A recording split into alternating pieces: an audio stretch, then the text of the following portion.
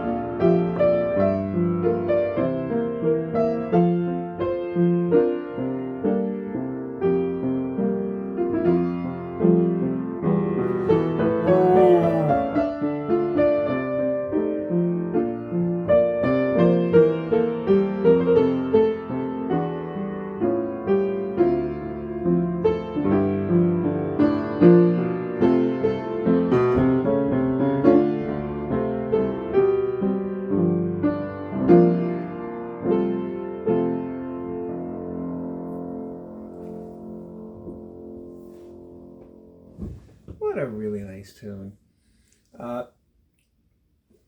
Me being a musician who's in a throwback environment all the time, for a long time I had to separate that tune from the Jerome Kern tune, Yesterdays. Okay. But I think a normal person my age or younger would think the Beatles tune Yesterday and not the Jerome Kern tune from decades before. The tune itself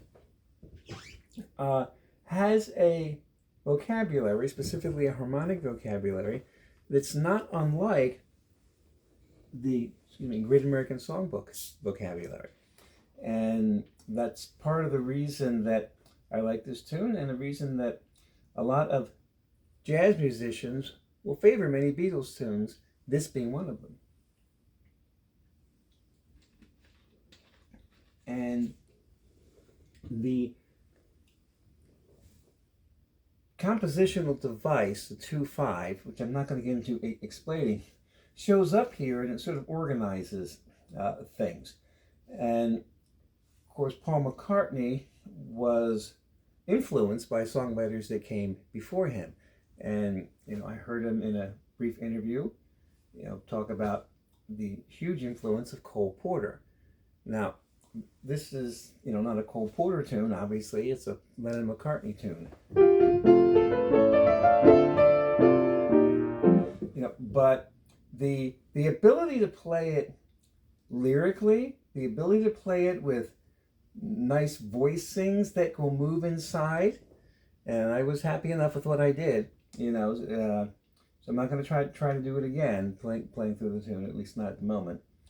But if you were looking at it, and I have the camera, by the way, closer to me on the days that I do this particular version of the video, because I want to be as close to the camera phone as possible, because I don't have any other mics. So you don't see this top part of the keyboard, but I'm trusting that you saw everything here, and it's not an overhead, but you probably got a sense, or hopefully could hear, that those inner voices were moving. Now, it's near impossible to do that with many pop tunes, particularly of today, without majorly reworking them to create the opportunity to do that. But really, pretty much what I did was just coming right out of how the tune is constructed, which is a really cool thing. All right. I'm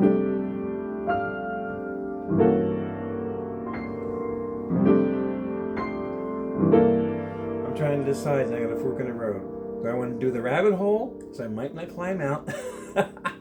I'm going to do the rabbit hole, and then hopefully I will climb out, because I have some other things I want to say. So the Beatles, for me, were always kind of symbolic. This is years ago, decades ago, of the time that would come that is entirely here, where my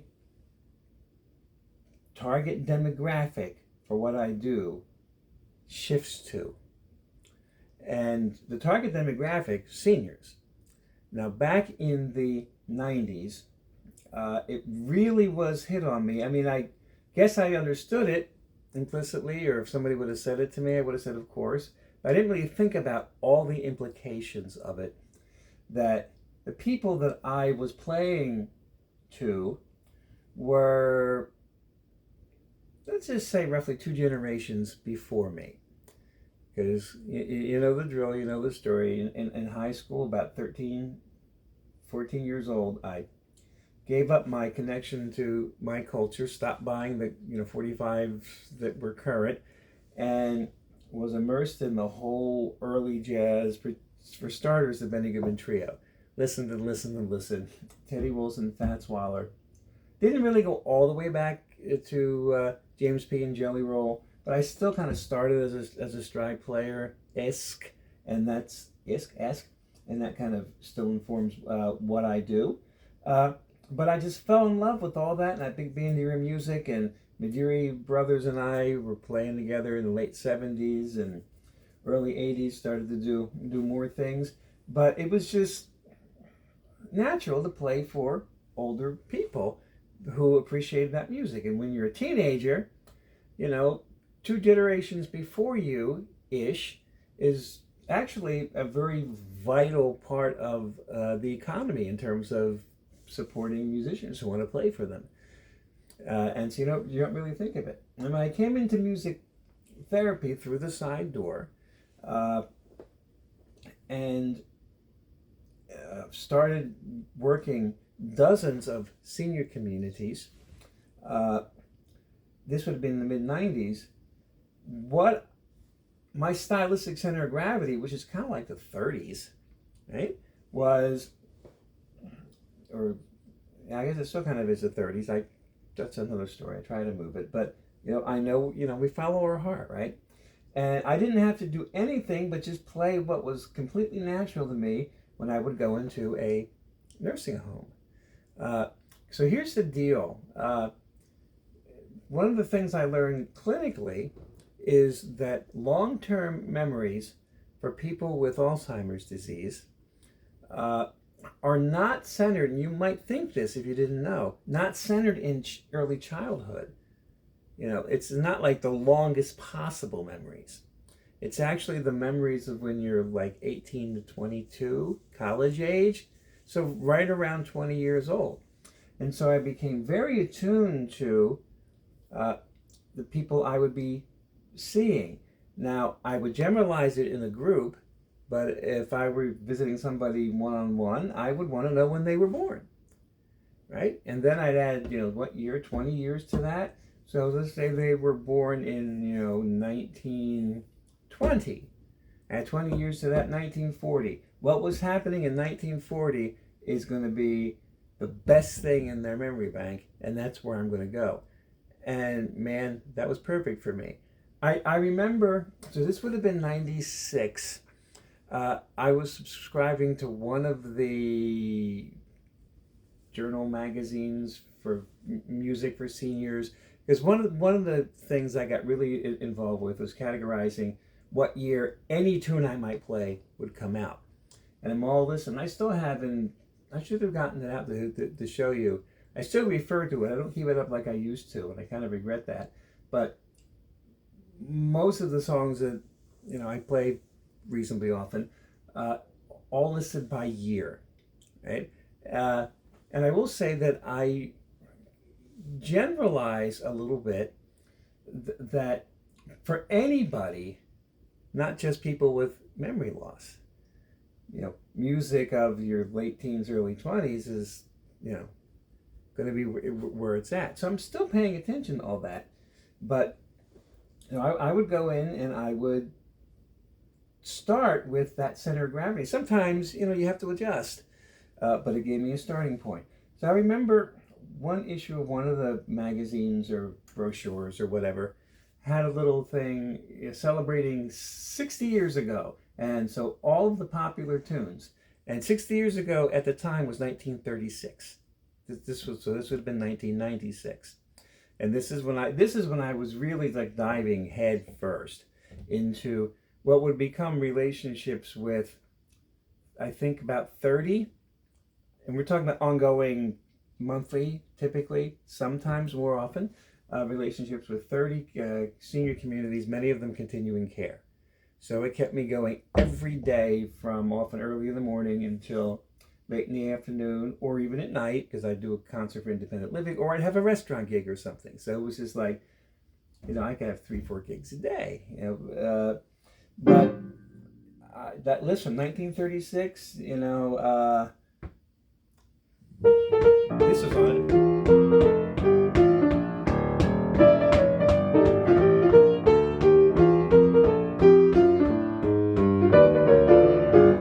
So if I were to just not even sing necessarily, especially sing and play, so you met someone who set you back on your heels, and I could count on everybody else singing goody goody, right? That would not happen today. Not even close. Right? And so I've always been looking over my shoulder a little bit and trying to also look down the road. So at the time, I'm like, this is great.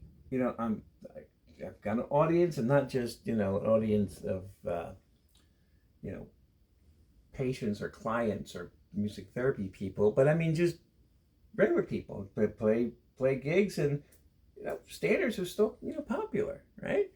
Big bands are still working. It was really cool. But my stock line back then, that I'd say to activity directors is, now keep this in mind, Miss Activity Director. Everyone in this facility wants to gather around the piano, and that's a comfort zone. There's pianos everywhere. And pretty much no keyboards yet. That started to come in. But there's pianos, because they pretty much all came up at home where the mom or somebody played the piano and everybody gathered around and sang. Right? We were still connected to that. That era, even before sound recordings, that continued, where sheet music for the piano was like the record sale, and that's how they measured the popularity of songs, by how much sheet music they sold. And everybody had a piano in their house, and at least somebody played it, and usually mom, and people came along and sang along, and that was the culture of all of those people, right? Not now. There's not too many people alive who remember. There are people, their cultures, continue in their own little, bubbles, kind of, but who grew up singing with their family around the piano. And I would say, like, 15, 20 years from now, Mr. and Mrs. Activity Director, they're not going to be gathered around the piano. They're going to be gathered around somebody playing guitar, singing, "We all live in a yellow submarine." Now I was trying to be prophetic,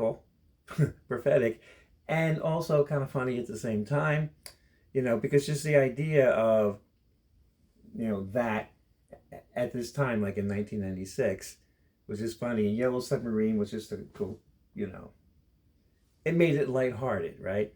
But I mean, that day is way here, right now. And so I always had it sort of on my radar screen that I needed to, appropriate some of those tunes. And I wasn't doing it, and this sounds bad, I wasn't doing it because I loved them.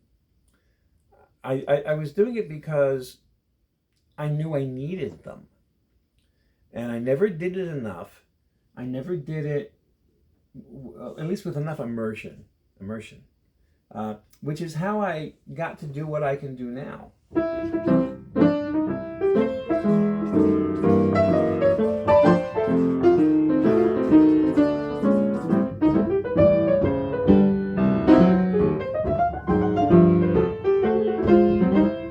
Right? Because I've just spent so much time, in younger years, listening to records and playing those tunes, and falling in love with certain pianists, and the whole thing. And I didn't do that in my culture, right? And so I'm always sort of catching up.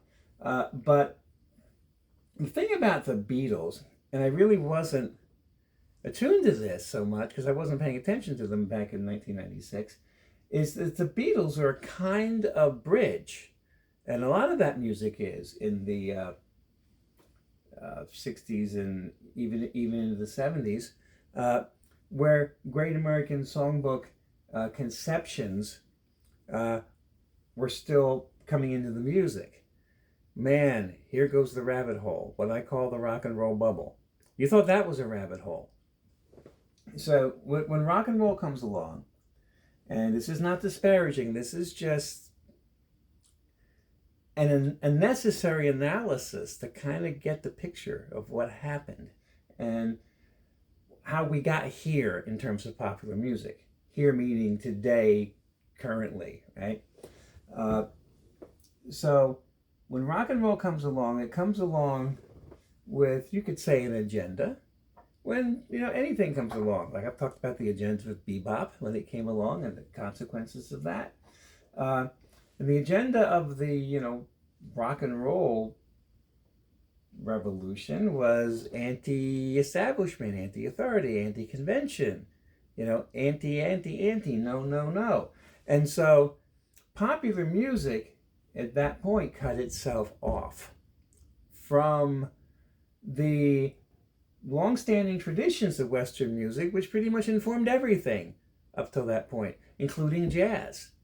The evolution of jazz stylistically is like the evolution of classical music from the Renaissance on, just sped up about 5 times. Like in about 100 years or so, you go through that same evolution of growing complexity and stuff. And so there are all these concepts you bring to the table, and then that all gets thrown away. And so it's kind of like, in past years, I haven't really talked about this in this way for a long time. I would kind of describe it as its own theme park. It just drew a circle around itself, and you're not drawing from history anymore. But in those, earlier years, up into the 70s, there was still connections to that came in, and people were influenced by older people. And so, although I could name a lot, I'll just name 3 that are obviously connected: the Beatles, and then talking about piano specifically, Billy Joel and Elton John, who used those conventions. That wasn't so terrible, right?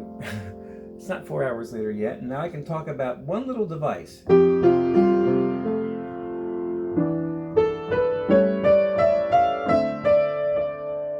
Okay, so that little chord progression, F, then E minor 7, A dominant 7, D minor. Okay, that, though not dressed up like fancy pants jazz chords, are the movement of harmony that informs all of classic jazz. The idea of the 2-5-1. Right? And it is incredibly comfortable. And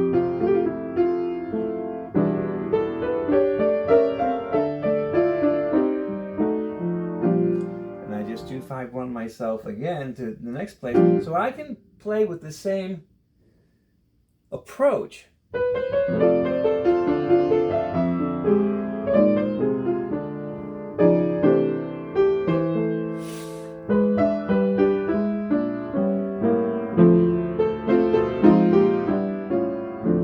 I can play with Stardust, or as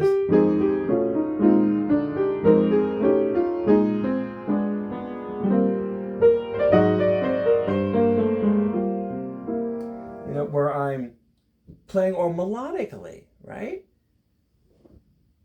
Okay. Let's go jump back in where I jumped out.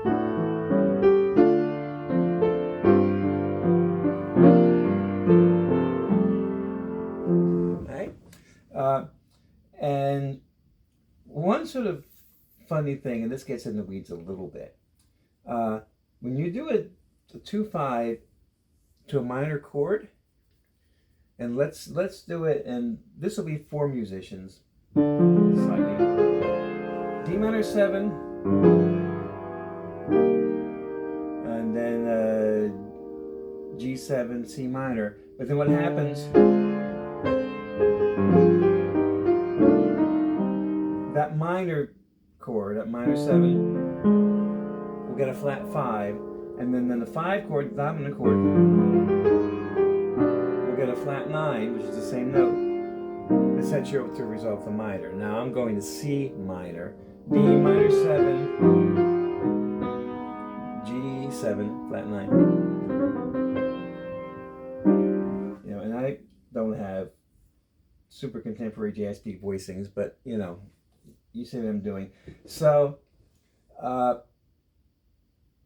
this tune has sort of like the major version of that. So now we're going E minor 7 to A7. So you'd expect to go to D, but you go to D minor. And so it's like a little bit, well, actually, there are a lot of loose edges about the theory that comes into the pop music that keeps it going.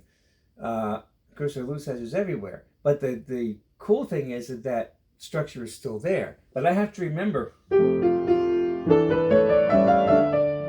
mean, it sounds beautiful. You wouldn't change the melody. But in fact, the melody would sound dumb to change it to what you're used to doing for this. You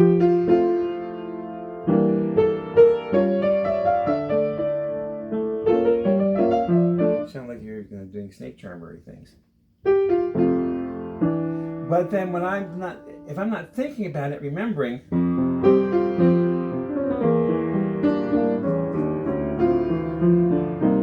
then I'm improvising and not playing the melody.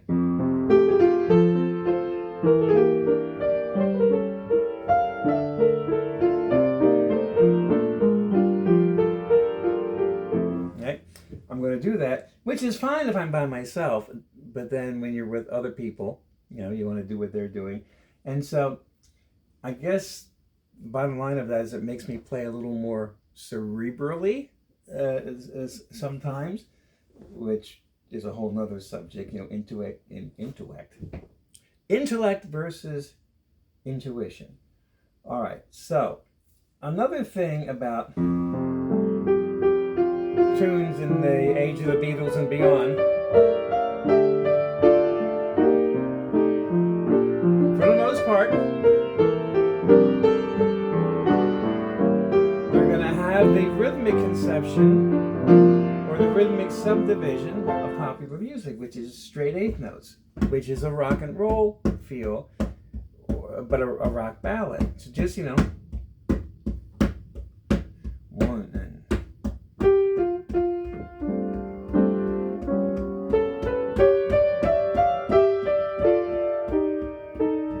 as opposed to something that swings.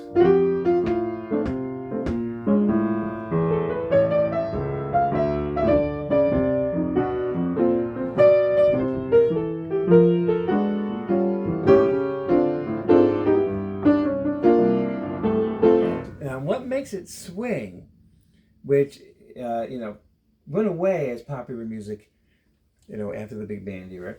What makes it swing is not necessarily that I'm walking the bass. It's how I'm dividing the eighth note, which it makes me want to walk the bass.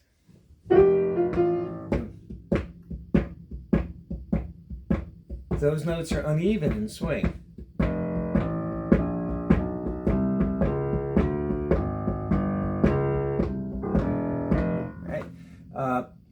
And not in more contemporary music. And that doesn't stop some people from making stylistic changes, which are fun. And with the Schobert Shire, we do that with this tune Something, which is a tune I could have talked about.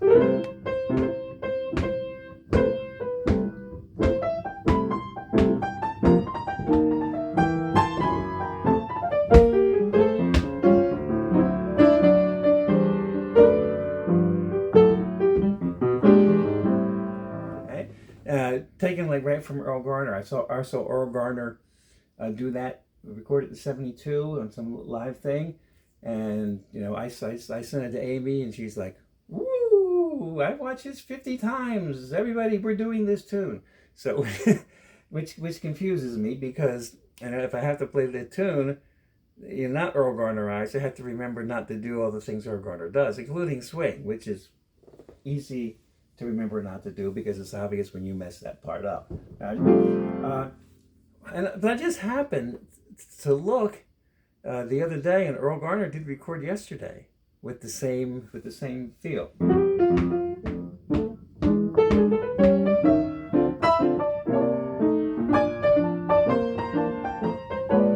Not quite how he did it. He had the whole heavy, fat chordy kind of thing, and I want to pay more attention to it, and I might bring that in the Schobert Shires too.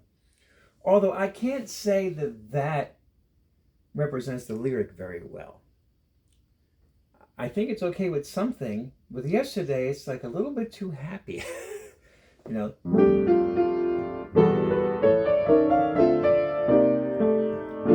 get what I mean about the straight eighth notes?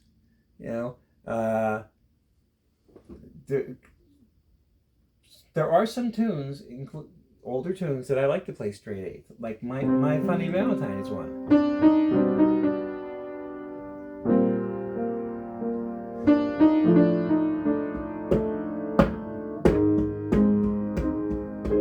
I suppose.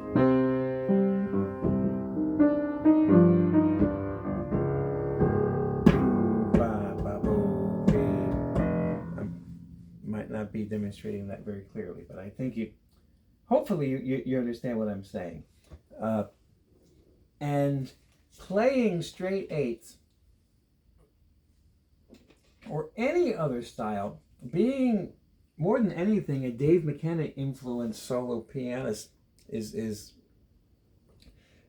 has, I don't want to say challenged me. It's actually been kind of natural for me to take the self-accompanied thing and throw it in this other style, whatever style that is, or like let's say, bossa nova.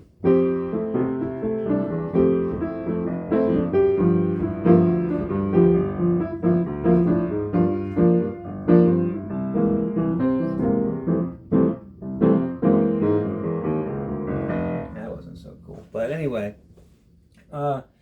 So going back to when I mentioned I discovered Dave McKenna with a teenager, and I realized that I could convert the stride idea, where I'm covering the bass and the chords, to a walking bass line thing and still cover the bass and the chords.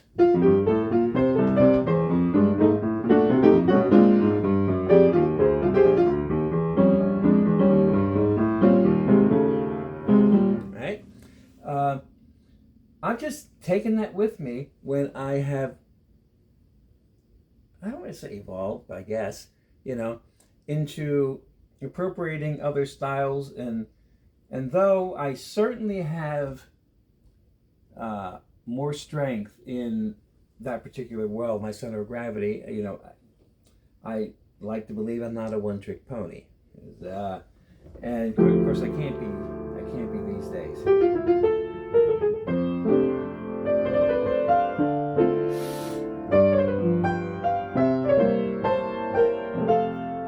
So you notice when I play yesterday, I'll play it like I do a swing tune.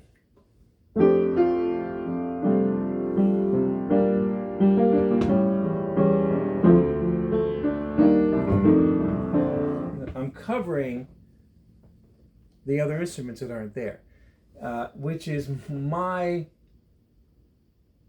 in a way, handicap, because since I came up filling up all the space, I've learned how to get out of somebody's space if they're there. But if there's nobody there, I'm not inclined to not fill up that space for very long. And most contemporary jazz players aren't going to have the busy left hand, no matter what style they're in, right? And saying that to point out that as I'll play through the tune again, just get the sense that I've just retooled how I'm going to cover all the bases in a self-accompanying sort of way, rather than either doing a stride or some kind of walking tense thing that just comes out of stride, or a straight walking bass line trying to grab chords with my right hand, but I'm filling in melody, chords and bass. And I'm just moving that along to a different rhythmic conception, right? And yeah, I hope this makes sense. So let me play the tune again with that in mind. So maybe a little more time.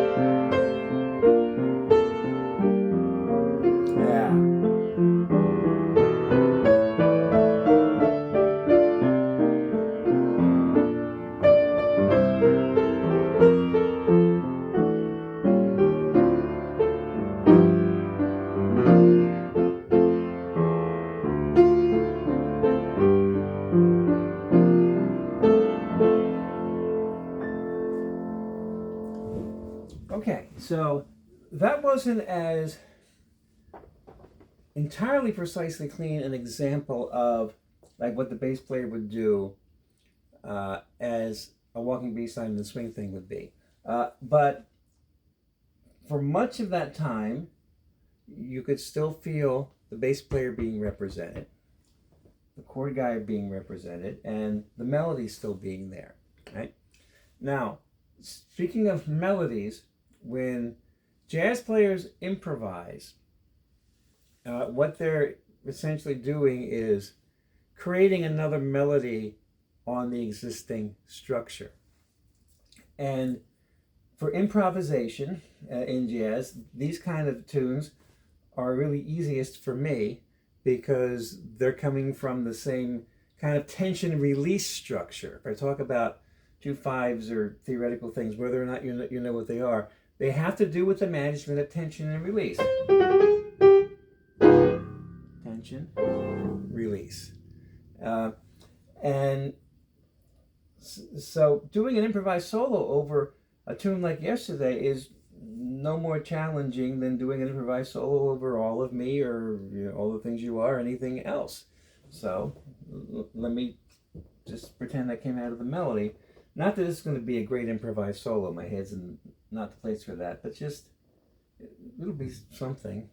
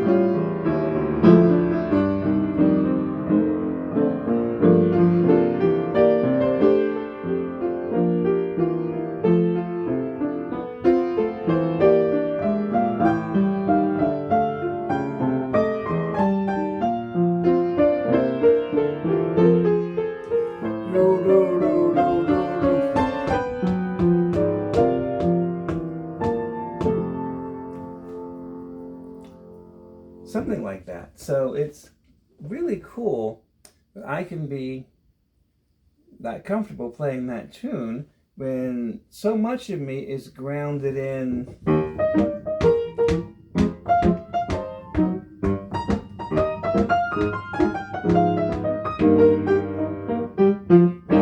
which makes me think of one of the old tunes that the Beatles covered, because in the beginning, the very beginning, they covered, they had to, known tunes. I think Till There Was You was one of the 2 or 3 tunes they performed on the Ed Sullivan Show the first time, I think. And then I saw a video somewhere of McCartney playing ukulele and the guy sitting in the field and everybody.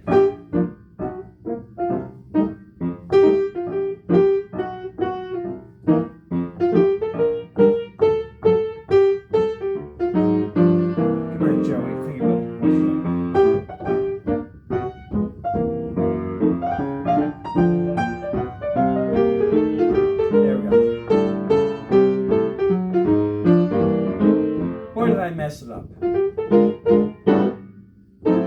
Yeah. I guess this is how I usually play it here. I don't know what I do. I never play tune.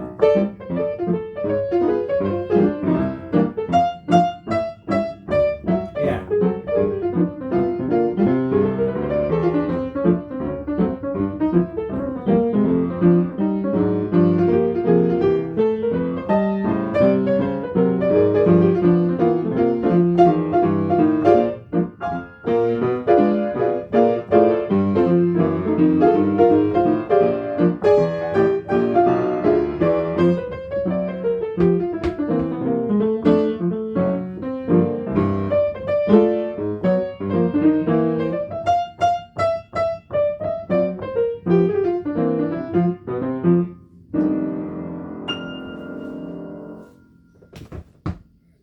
but you really wouldn't call it a Beatles tune. Ha ha ha.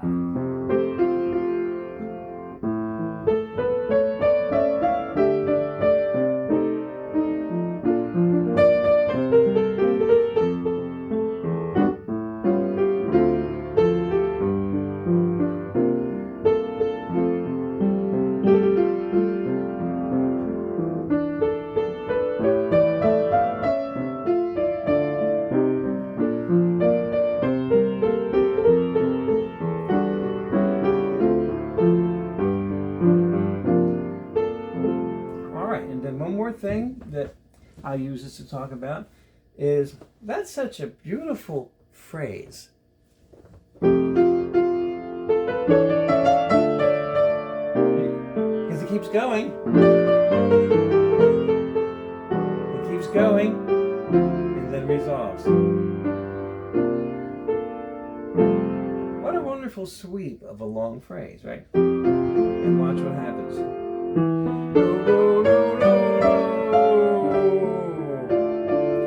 So the emotion is going to bring you into like this increased excitement, this increased volume, this increased intensity. Tension, right? Release, starting to bring it down. Never bring it down. But we're not finished. Little tag.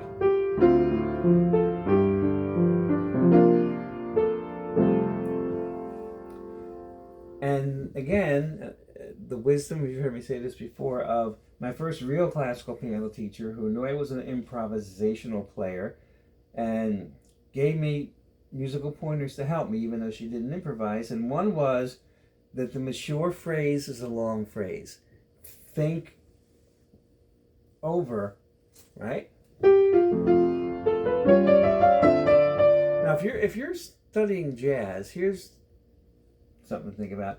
You are learning these orders or patterns of chords like the 2-5-1, which happens here, and then you practice them in all 12 keys, and you see a 2-5-1, you do your thing, and then you see another 2-5-1, and you do another thing. But what if those two things are connected to each other in the actual tune?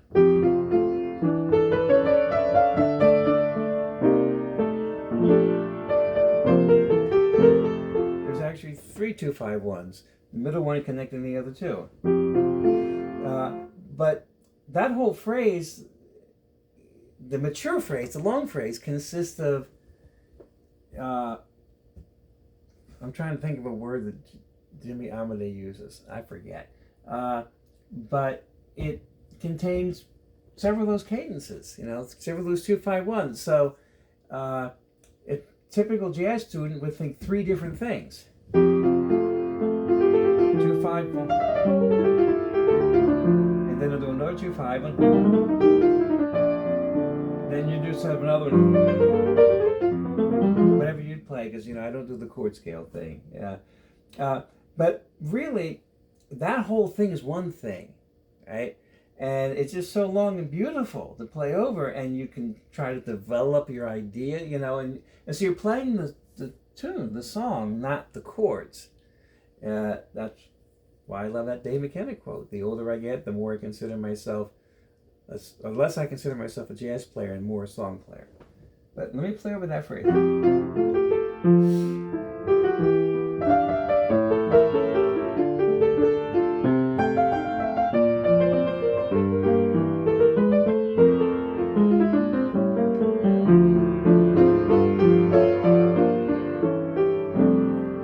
that was a poor example of what I was trying to say. So I don't think my mind I'm not in that zone, but I'm talking to you. So let me just play the tune one more time.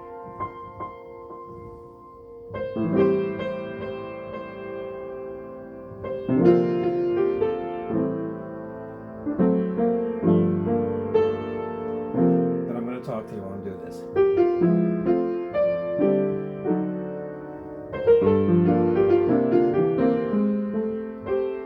So I'm being a little Earl Garner-esque, and I'm just kind of noodling-ish.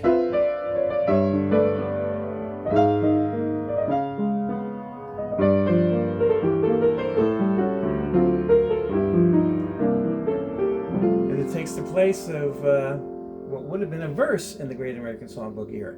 I'm not aware that Beatles tunes or contemporary pop tunes, or that tune in particular, has a verse, something that happens before the tune starts. So I guess I'm inclined to improvise a verse.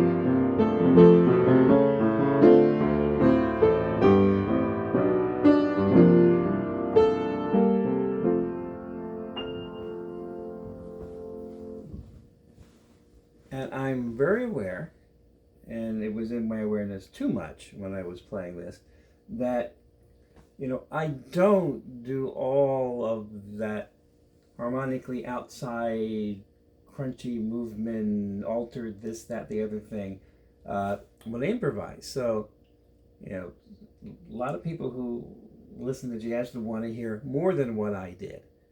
And there's something for everybody, right? But for me, you never want to lose touch of the tune and the meaning of the lyrics.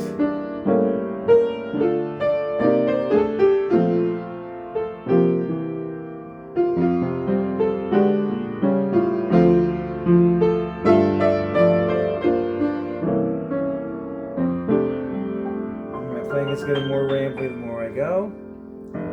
Fortunately, my verbiage wasn't so rambly. Well, it probably was, but believe me, it could have been much worse. Could have been nonsensical.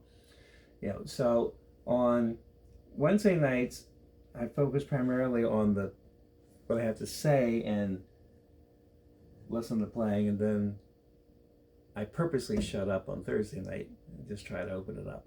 So thanks for being here tonight. Hopefully, you got something to think about out of that, or it was interesting. And thank you to those of you who like send me emails or messages and comment about what you saw, or sometimes people comment in the description. Although there are far fewer comments and even views now that I'm doing this exclusively on YouTube than when I was streaming it on Facebook. And I'm not going back to doing that, because Facebook is just a problem child.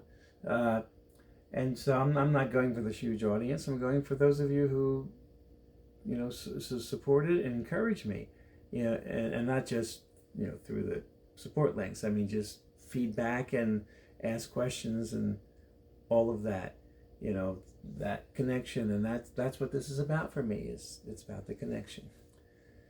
So, thank you so much. Stay in touch. I look forward to seeing you again soon, I hope.